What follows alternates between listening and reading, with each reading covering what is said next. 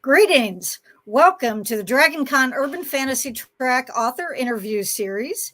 And tonight I am joined by longtime friend of the track, Richard Kadrey, who was kind enough to agree to come here and answer some questions, mostly about the new book, the newest book. Well, you've got three, and we'll discuss that as well. But and I'm sure that Richard would be happy to entertain questions about other works as well. Sure, whatever you want to know. There you go. I grilled you on all of them the last time we did the interview, right? So yes, right. And that was a lot of fun. And but one of the things that always fascinates me, now, The Dead Take the A Train was co-written with Cassandra Khaw. Yes. And one of the things that always intrigues me about co-written books is, how did your partnership come about? And, how did you balance out the writing duties, if you will? Well, Cass and I have known each other for a few years now. We met on Twitter when someone stole their Kindle. And I was quite outraged, as one should be at that. Right.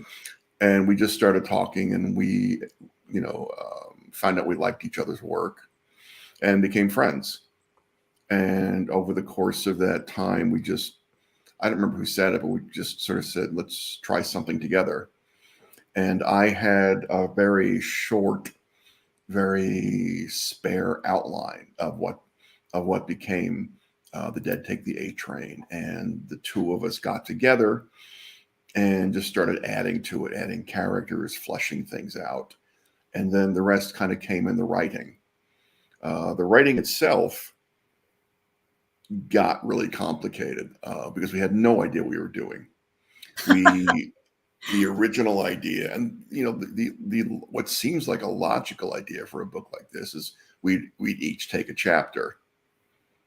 And so I wrote the first chapter, and then they wrote the second, and on. And it just didn't work because our timing was off. One of us would write quickly, one of us would write slowly. And so we'd never know what the other one was doing. And the way it ended up working is we'd pretty much have to each write a full draft of the book and then go over it again. So Cass wrote a huge chunk of the book the first time through. Then I went over it. Then Cass went over it. Then our editors went over it. Then we went over it again. So by the end, we probably each wrote about 300,000 words. Wow. Now this was the first experience that you had doing a co-written work. I mean, I know you wrote comics and stuff, right, that where other people were involved, but in terms of a novel or some kind of long form like this was your first experience doing it, right? Oh yeah, completely. I mean, I'd co-written a couple of stories years ago, but nothing on this scale. So it was a real experience, a real learning experience for each of us. Gotcha. Okay. Well, and that I've heard so many different approaches, as you were talking about the, back and forth one chapter. I know some people who've done it that way. I've heard of people, like, that they would take a specific character, right, and do that. So, and I've just got to say that the result of the book, you would not be able to tell that from what you were saying, that it was, it's almost like this perfect amalgamation, like what you're talking about, where, you both wrote your own versions of it at some point. So that's good to hear. Very, yeah. I mean, I'm because it's just something that I find endlessly fascinating about how someone could do something like that, and what the approach would be. And it sounds as though you guys found what worked for you. Now, basically, yeah. I mean, it's a tough way to work sometimes, doing huge chunks and hoping the other person, thinks you're doing the right thing. But in the end, We both pretty much saw the book eye to eye, and that was really nice. Neither one of us has a big ego about this stuff. Neither, we each trust each other. And we did have a pretty good outline by the end. So we pretty much knew what each of us was going to do as we went through Oh, it. okay. And each of us added stuff, each of us cut stuff, whatever made the book move better. Right, okay.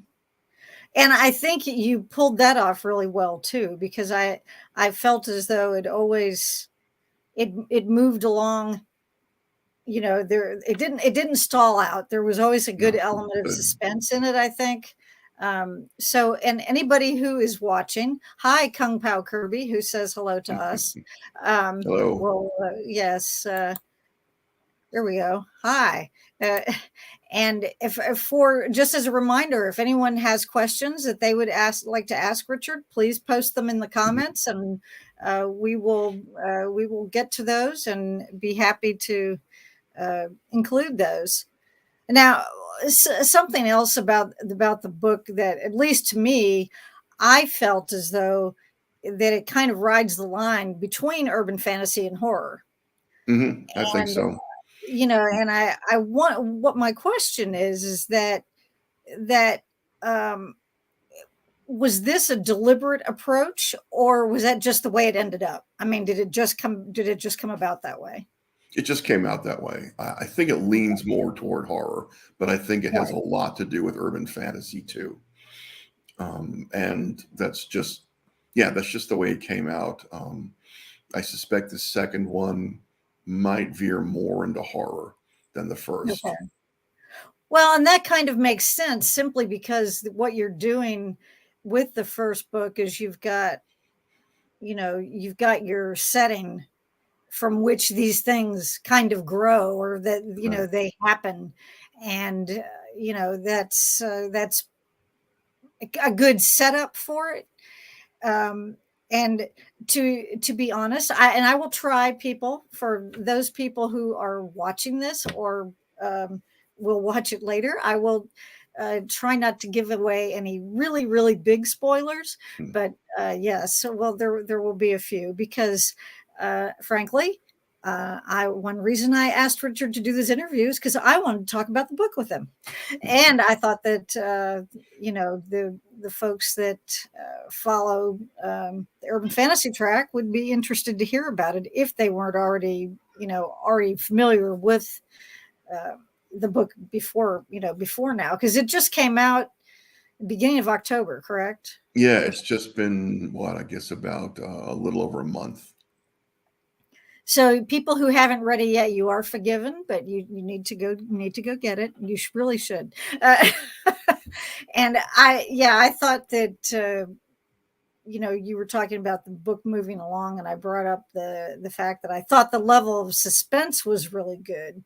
Hmm. That and it was quite a page turner, and I will be honest, a bit more graphic in some of the horror elements than I usually read myself personally. But what I appreciated about them is that it wasn't like beating somebody over the head with it.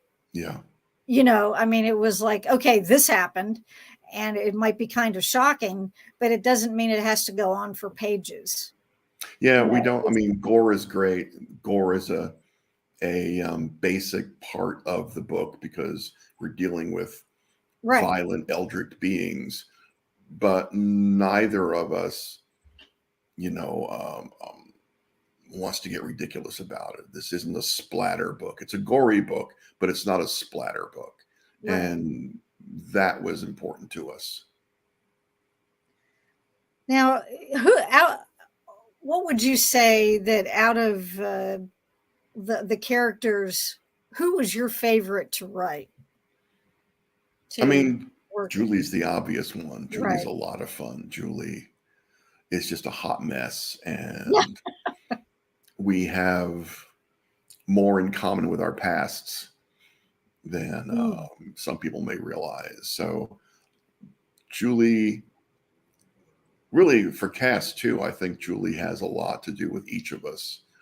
Um, some of the other characters were fun too. Brad was fun to write. St. Joan was an interesting balancing act between who she is now and who she used to be. So, but just flat out fun. Julie was just insane. And so, yeah, that was great. Yeah, and what I found so intriguing about her too is that you describe her as a hot mess, which definitely yes, but also at the same time, she would come out with, or she would have these reflections sometimes that showed that she had been learning a lot more from life other than just where was she going to score next, that kind of thing. That Yeah. she definitely had a lot of interesting experiences. And I will mention this because it happens fairly early, as I recall. But the first time she takes barbed wire out of her arm, and I won't go any further than that, but that was amazing. Yeah, that was something else. So if that doesn't get people interested, now, one of the other things, we were talking earlier about, the kind of the urban fantasy setting to kind of, I guess, launch the story. Did you feel as though that it had to be New York? I mean, was that the perfect place? And was Oh, that yeah. fairly necessary to the story for you both? 100%, because it's a book about power and people looking for Mm. power. And New York is a power city. I write a lot about LA, but LA is a city of dreams. People go there to reinvent themselves and hope for the best. But New York is a city where people are always looking for power, partly because it's an ambitious city, partly because it can be a difficult city to get in, and you need to be strong to live in New York. And I think that influences everyone. It's the center of commerce for the world. And I think a lot of people want to be involved in that. So yeah, New York was always where the city was going to be. Wall Street's a large part of the book. People who work on it, people who scheme through it. It was always going to be New York. And that was a lot of fun to work with because both Cass and I love the city. We both lived in the city. So it was a real treat to write about. We started thinking about the book several years ago, and the idea was, oh, let's both go to New York to do research because neither of us lived there at the time. And then COVID hit. Right. And so no Yeah. one could travel anywhere. So finally, we were both in New York and were able to sort of, I think, bring a real sense of the city to Dead Take the A Train. Oh, definitely. Definitely. And it's always interesting to me if I have read something or even in certain cases watched something that if for that's set in a place that I'm not familiar with, it kind of makes you. I mean, I've been to New York, but it's been a Mhm. while ago that I actually spent any time there, and you know but it makes you wonder when you do go and you're thinking, okay, is this, am I going to have some of these creatures pop out of the pop, or if I'm on the subway, is something like this going to happen? It just, even though that it's not going to, you might look around and say, Sure. uh, so you've got some other characters in the book that are fascinating. You mentioned Saint Joan, and then we've got Dead Air, and you've got Sarah. And what little snippet can you tell people about maybe Dead Air and Saint Joan in particular? I mean, since they're a little more unusual. Sarah is very interesting too, of course, but Mhm. she's she's pretty much human, at least as far as we know, right? Right. At least as far as we know so far. Yes. So, but what can you tell us? What can you tell our viewers about these characters without giving away too much? Dead Air is magic too. Julie has all this magical power. Dead Air has a lot of power too. But his power is connected more to technology. He can talk to machines. He can get machines to do anything he wants to. So he is wired into the world. And he's someone who's really good to have around. If you end up in the hospital without insurance, dead air will make sure that hospital thinks you have insurance. So it can be little things like that. It can be very big things, but dead air, if he's on your side, he'll take care of you. St. Joan is another character who, she's Julie's landlord, and St. Joan has been around for a long, long time. No one quite knows how. Right. She looks like she's probably in her 30s, but she was a movie star back in the 20s. So there's a kind of a discrepancy in how she lives and who she is that no one quite knows about and are too polite to ask about. They just know that St. Joan's been around a long time, and she, like the others, has a lot of power. Right. And I do think it's funny that, because it's usually Julie who's asking her, whenever St. Joan makes a comment about something, she's like, well, how long have you been around? I mean, you can see the wheels turning in Julie's mind, and she's thinking, okay, how did this all come about? Yeah. How can you be here and having been there, having been around at these other times that she also speaks about? And one thing I should have done in the very beginning is, for those who have not read the book yet, what is your very like your elevator pitch type description of what The Dead Take the A Train is all about? Sure. Julie Cruz is a magic operative in New York who's down on her luck. She has a lot of power, but has been messed over by clients, ex-lovers, and her own bad habits. Knowing that she needs help, she goes looking for her guardian angel. And what she finds is something very different and very dangerous. And it puts the whole world in a lot of danger, not just her. Okay. There you have it, people. That's a very succinct description there. Now, one thing that I couldn't help but wonder about while I was reading it, or the things that occurred to me, is to go back to our friend Stark for just a minute. What do you feel as though Stark and Julie share any personality traits or characteristics? And if so, what would you say that those are? Well, they're both strong-willed. Each of them has some bad habits. But Stark, after the first book or two, Stark understands that he becomes to understand that he's part of the world, and he has a group of people around him that help him become part of the world again. Julie knows that she's part of the world, but because she's been taken advantage of so often by, like I said, ex-lovers and clients, people like that, she comes to a kind of self-destructive point where she believes she's not quite worth saving. She's not quite worth loving. And that over the course of the book, that's what she learns from her friends, is how to deal with that, how to recognize she is a person with strength and a person with worth.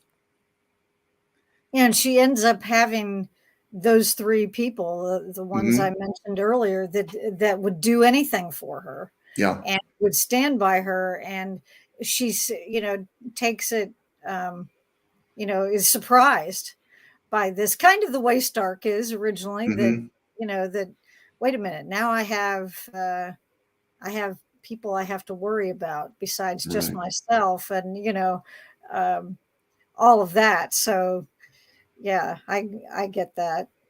Now, when it comes to this particular book, what did you have a favorite scene, either that a favorite scene that you wrote, or one that was a scene that maybe Cass wrote that ended up, was there a favorite scene from the book for you, or a couple of them, and without Well, giving away too many plot points? yeah, I don't love talking about this particular topic. I'll say the opening. I really enjoy the opening of the book. I Yeah, think it opens with a bang.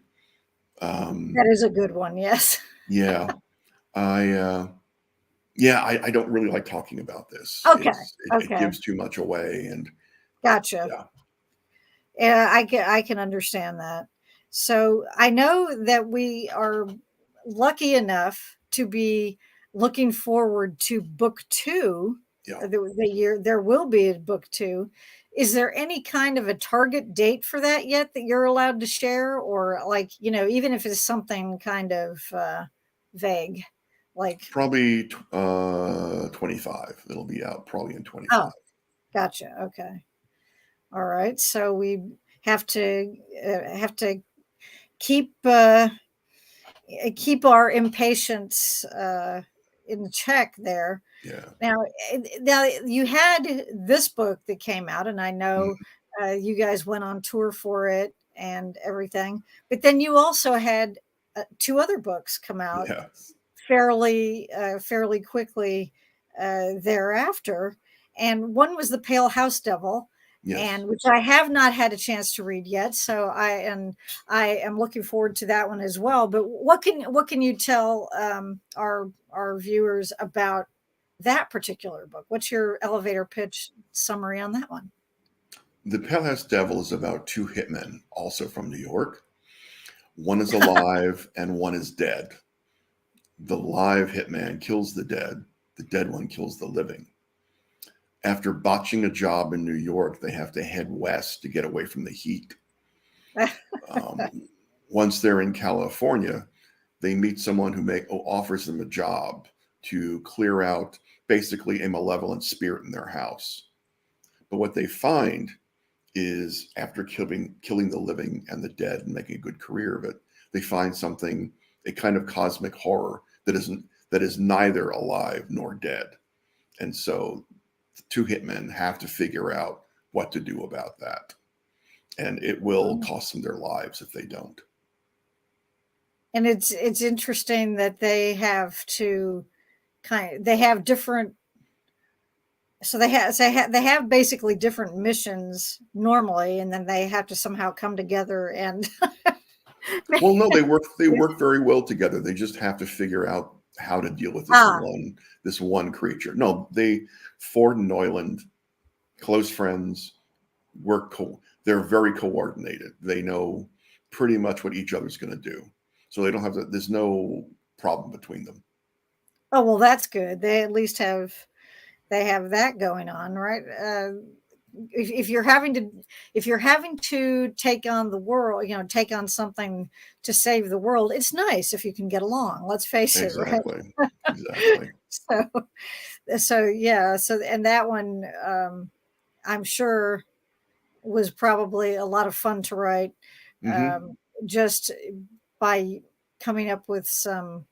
We know that you have practice at putting your characters through some interesting, making them jump through some interesting hoops and some Yeah. interesting experiences. So I'm sure it was fun to do that with two, because you essentially, in this book, you have two main characters, correct? Right. So Right. it's that's a bit different too, I guess, than rather than having something being told from one person's perspective Right.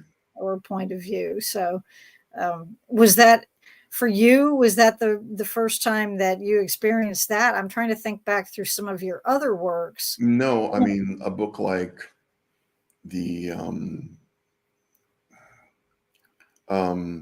the Everything box. They had about 12 points of view on that book. Okay. Every Yeah. chapter was a different point of view. So no, I've written that before. This was just a different take on it. Right, right. But I love the fact that one of them's alive and one of them's dead. I think that's great. This would have made it's, what it actually sounds like to me. Uh, maybe this would make a great television show. When you think about all the possibilities of how that could go on. So Sure. uh, good luck. Thank you. Maybe something will happen with that. And then I think it was right after Pale House Devil was when The Secret of Insects came out, correct? Yes, And that's right. that is It actually had been it was a tough book, and it actually come out earlier, but there was a problem with actual distribution and production of the hardbacks. oh, But finally, they started showing up in November. So yeah, that was a real thrill to finally get those. And that's my first story collection from Subterranean Press, and that was a real thrill because Subterranean does gorgeous production on their books. Really lovely collectible editions. So I was really, really happy to be able to work with them. oh yeah, yeah, and the collection itself, some of them were previously published in some, I think, weren't there some in magazines? There were some from Mhm. anthologies, Sure, and all over so the it's kind place. of it's kind of collecting them. But then there was the Christmas one, which I love, which a Sandman Slim Christmas Story, which was on your Mhm. Patreon, right? So Yes, it that was was, on Patreon. yeah, And and there's this a was, oh, and go there's a ahead. brand new story Right. for the book that's no one's seen anywhere else. It's Candy Among the Jades. I wanted to write a solo story about Candy for a long time, and this was a great opportunity. So I wanted to tell the story of both Candy and who the Jades are, which is something I never had a chance to do in this Sandman Slim books. So I finally wanted to give Candy her time in the spotlight, and that was a lot of fun to write. Yeah, there you go. She's yeah, because she's a great character. So Mhm. um, yeah, and I'm sure that you know, people will probably people who are Sandman Slim fans will, you know, be very interested in the book for that reason alone. But there are a lot of other intriguing stories in there as well. So but it's nice to have all of your, or to have a lot of your short stories in one place. I'm sure that you can point to and say, yes, I do write short fiction, as a matter of fact. Yes, it So is nice. yeah, to have them all be in one place. I see sometimes on people's websites when they have these lists of all, lots of short stories that they've done, but they appear they're in all these different locations, and Mhm. that's got to be aggravating. And, and then eventually they get, I guess, collected in one place. Now, something that you do, just to take a little slight left-hand turn here, you are also a musician. You Yeah, don't just write books or short stories. What can you tell us? Can you tell us anything about your music project and or your band? sure. And I actually have two. I have a oh, solo project called Seven Bloodstained Orchids. That's a very dark ambient project. hmm, And then I have a band with BC Smith, who's a soundtrack composer in LA. And that band is called A Demon in Fun City. And that's a lot harder to define. We do a lot of ambient works, what we call cinematic ambient, but there are also touches of jazz and kind of soundtrack music. I mean, the whole idea of the hmm, thing is for each piece of music to tell a story. They're all instrumentals. We're not big on vocals in our music. So uh, you know what? You can find both projects on Bandcamp. I oh, have a okay. hard time defining. Certainly, a Demon in Fun City is much harder to define. So, if you're interested, go look on Bandcamp, Cool. or it's on. Actually, we're on Spotify too and Apple Music, so you can find us a lot of places and listen for free.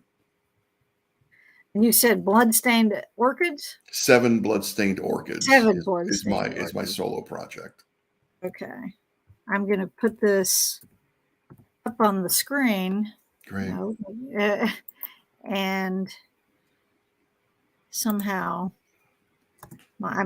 it's a little darker in this room when I record, because otherwise the bright overhead light goes a little too far. Sure. So I have to use this very not so bright light, but it makes it more difficult to see things sometimes. So let's see. All right, and so then I can show it. So that's your solo project right there. Right. So that'll show up and people can find that. And then the band is A Demon in Fun City. Oh, that's right. Okay. That's a great, I think that I speak for everyone who is a fan of your work, that we are not surprised at all that is the name of a band that you're in. I mean, that fits. I mean, it suppose so. Perfectly. So, yeah. So, and that is your band that you have with someone else. So, and you said those can be found on Bandcamp or on Spotify. By Bandcamp, Spotify, Apple Music, kind of anywhere you want to stream music these days. Okay, great. So now what kinds of things can we expect next from you, writing wise? I mean, do you have anything in the works that you can tell us about, or? Sure. I'm working on the sequel to The Pale House Devil right now, and that's almost finished. That is currently called The Flesh King. That has Ford and Neuland back in New York City. And if you've read the book, you'll know the character Tilda. Tilda has come with them to New York. So now it's a story about 3 people rather than just 2. And that's a lot of fun to work on. Gotcha. And I'm working on a couple of other books, but I'm also right at the beginning of creating a new podcast series with Violet Blue on horror films and horror books. And it's called Raised by Horror. It's going to be audio and video on YouTube. We are working on the 2nd and 3rd episodes right now. And we don't know when they're going to be released, but we want a few episodes in the can before we start releasing things. But hoping that by the end of November, we're going to start releasing our first episodes. It's called Raised by Horror. Raised by Horror. We will put that. I will speak to my cohort over at the Horror Track to let him know about this, because he will be very interested as well. Okay. And it's a podcast, so I will put that so that people don't think that that's another band name. We'll put, although that would make a pretty good one too. There we go. Yeah. And so that'll be coming. Now, is it going to be kind of an ongoing thing, or do you have or do you have it in mind to do a certain number for a while and then, be doing other things and then come back to it later? Or, like will it have seasons, let's say, rather than just being an ongoing thing? We haven't quite figured all that out yet. We are still at the beginning of the process. Gotcha. We have a lot of ideas for a lot of episodes. So this isn't going to be a short thing. We're going to be going at it for a long, long time, I think. Right. Well, I'm sure I hope you will advertise it when it gets going, so that, that people will know it's out and about. That sounds like a great idea. And, it's also, I think that if anything positive had to come out of the pandemic, it was that we learned a lot about how to do things and to have interaction and to get word out and, to do all these kinds of things, because, prior to that, it would not have occurred to me quite as much to do something like this, what you and I are doing right now. Sure. I mean, we did it before, when we had to, and then it was like, hey, this is pretty useful, Yeah, and fun. It can be fun. Yeah, too. Exactly. And so it's a good way. I guess necessity breeds invention, right? There you So go. There you it go. kind of worked out that way, um, for everyone. But Richard, and I don't see that we have had anybody uh, sign in. Well, we've got people signed in, but I haven't seen anybody signed in with questions. So this is your chance, folks. If anybody has a question they would like to uh, send to Richard, get them up there really fast, and we will deal with those and make sure that he sees them. Well, because I think you can see them even before I put them up. I'm not sure. Is that in the private chat channel? No, it's Okay. just no, it's in the comments. Oh, the comments. I don't think I Yeah. have that set So, up here. Let's see. oh, Oh, there are that's the comments. Okay. because Kung Pao Kirby said hello, which we Right. appreciate, and that was great. But and